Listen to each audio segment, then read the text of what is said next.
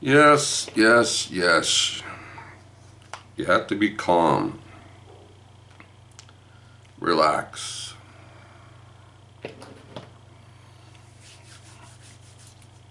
And let's talk about movies. Alright, it's Friday afternoon and you're with Bob. Bob's here in Toronto, Ontario, Canada. Right? And it's 20 to 5. Friday afternoon.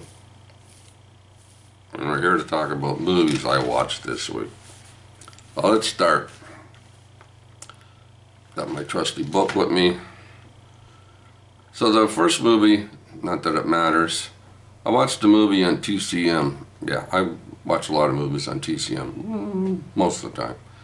I watched a movie called The Next Voice You Hear, starring James Whitmore and Nancy Davis. Family, American family. You know, mom and dad and a kid, right, the little boy. And the world stands in awe of a voice they hear on the radio. God. God speaks to them every day for a week at the same time. So in the beginning, the first day, it was like a lot of people didn't hear it and people told other people and stuff like that. So every day goes by, right? God speaks at a certain time on the radio. Of course, this is the radio, right? I guess the radio. So every day, now people, more and more and more people, right, stop to listen to what God has to say. Very interesting movie. It takes God a week to say whatever he wants to say, but it's a very well done movie, and it's just a simple little movie about people, neighbors, you know, the guy going to work every day, just people in general. So I gave it a 7. James Whitmore and Nancy Davis gets to hear God speaking to them along with the rest of the world every day at the same time. I gave it a 7.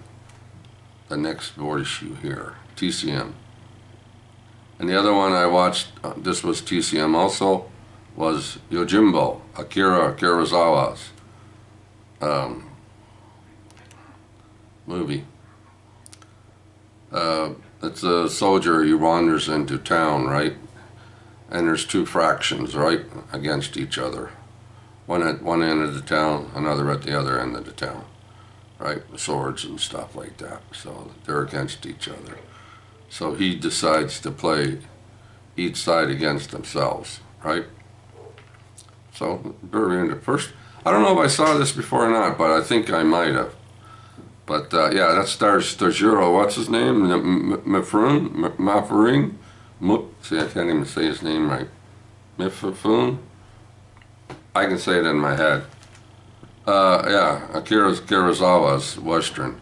Well, not a Western, Japanese movie.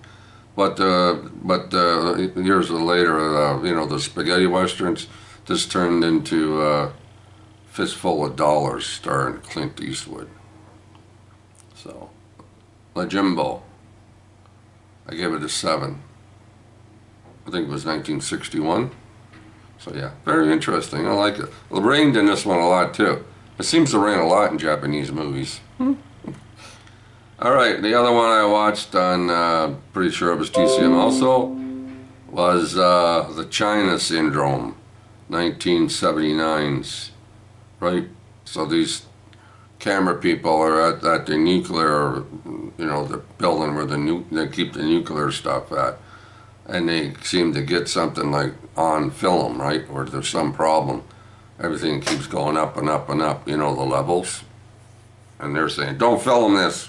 And yeah, no, we won't. But they did, right? So they got this film, took it back to their TV channel place, right, where they, you know, the news is. And they couldn't use it, all right? They might get sued and all that stuff. So, it's a very interesting movie. Stars Jack Lemmon. He's the guy in the nuclear plant, right? He's looking after everything. And then stars Jane Fonda and Michael Douglas. Jane Fonda's the pretty girl, right? She's the newscaster, or the people she talks about on the screen, on the TV screen, right? The news. And Michael Douglas is her camera operator. So yeah, very interesting movie, all about nuclear stuff that might explode. And what happens when something goes wrong and you don't tell the people? What's that repressed information you don't want anybody to know, because if anybody finds out, right, something might happen, and it costs a lot of money, right, for people, right, and stuff like that. So they don't want anybody to know. Very good movie. I gave it a 7. What else did I watch? Okay, yeah, I watched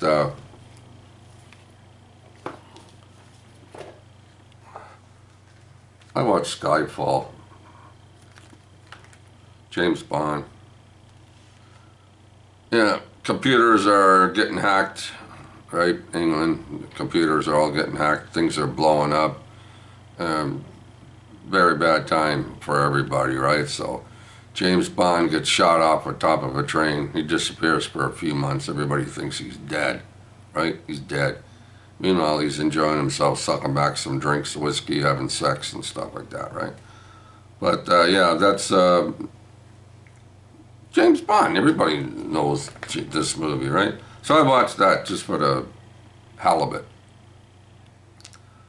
What did I give this? I gave it an 8. I like James Bond movies, so it's very interesting. So the next James Bond movie, the new, I don't know when that's coming out. Probably put on the back burner for a while. But I think it's going to be Daniel Craig's last James Bond movie. And I hope they don't turn the next James Bond into a girl. I don't think that would work too well. Anyway, so that was Skyfall. And then I watched this along with the Grumpy Old Gentleman, right, on film, right? James Higgins' turn. We watched this one, right? Alien 3. We watched it, and the consensus say James loved it, or I guess he loved it, and the other 5, right? Ian and Mike and Harry and Jay and myself, I guess if I can speak for them, went too crazy over it. So, but that's Alien 3. Now, of course, Alien and Aliens, like, 1 and 2, right? They were really good movies. So that's it for Alien 3. What else did I watch? Oh yeah, I watched Georgie Girl.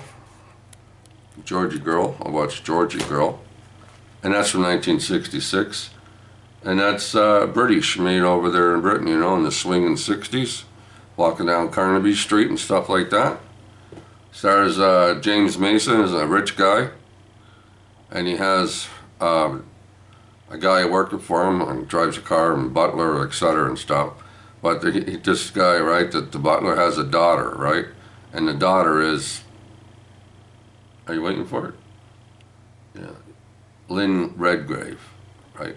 And she's supposed to be, I don't know, I wouldn't call her ugly, but she's kind of plain. But the rich guy likes her, and he wants to get married to her and all that kind of stuff. But, of course, the big hit song, right, 66, was Georgie Girl, which should have won the best song, but it didn't, right? So anyway, that's another story.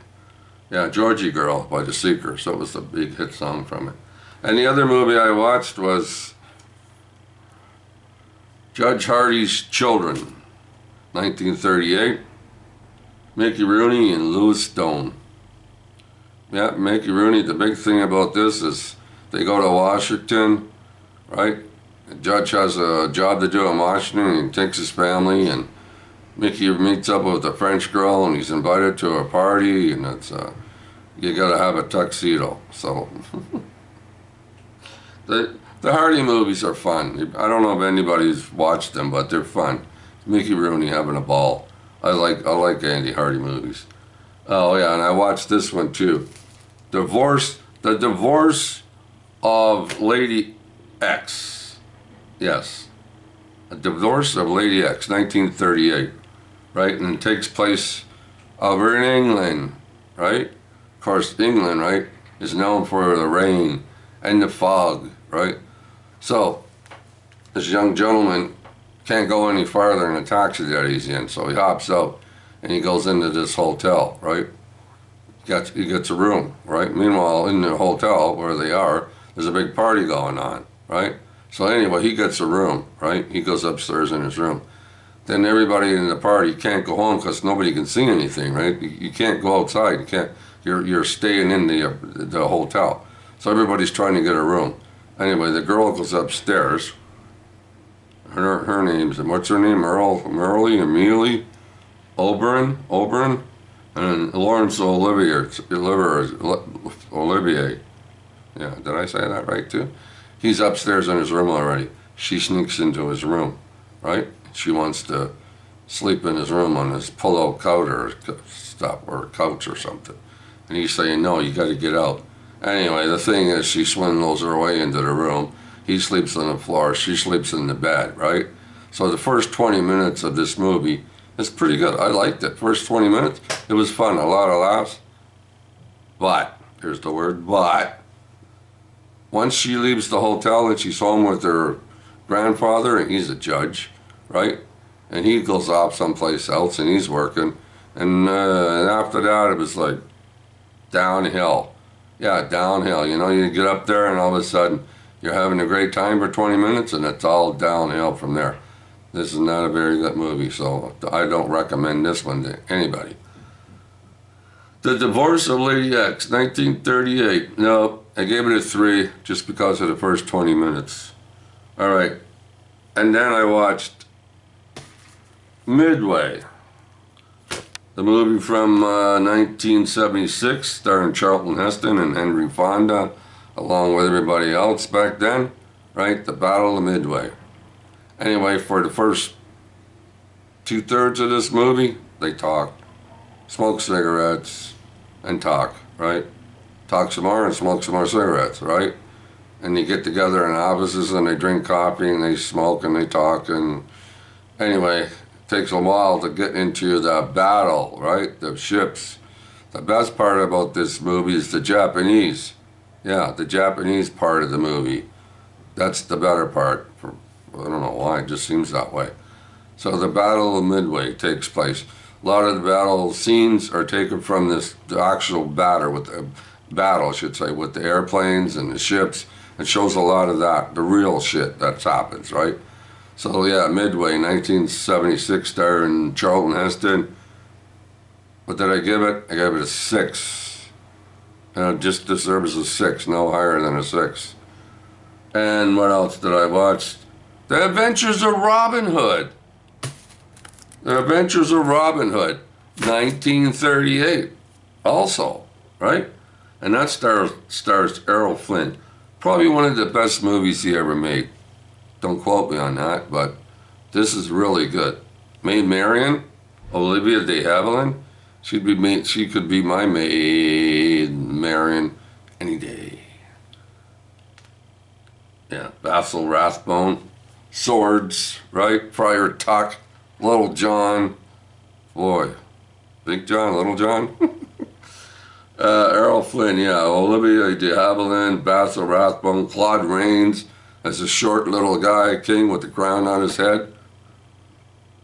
It's fun, people. It's a lot. I shouldn't say it's a laugh. No, it's a good movie. It's sword fighting, horse riding, and dancing and singing and ripping apart chickens and eating pigs, and that's a great movie. Yeah, it's fun. Great movie. Fun movie. If you haven't seen The Adventures of Robin Hood, Bob recommends it. He gives it an 8. That's it. How many's that? I don't know. How many's that? I don't know. But that's it for Bob from Toronto, Ontario, Canada. What else was I going to say? Oh, well, now the thing is, I do hope everybody's well. I heard the other day, a couple of days ago, Harry's feeling under the weather. I do wish him well, to get well, feel better. And to the other grumpy gentleman, I say hello. And I do hope everybody's staying in or staying home or doing the best they can. And I hope everybody stays safe until next Friday, and I'll be back. I'll be back. I don't want to disappoint any of my fans. All right? All right, so have a good week. I'll see you all next week. Same channel. Not the same time, because I don't know what time, but Batman, remember the Batman TV show? Same bad channel. Anyway, I'm raving, or ranting, or muttering, or whatever. Talk to you next week.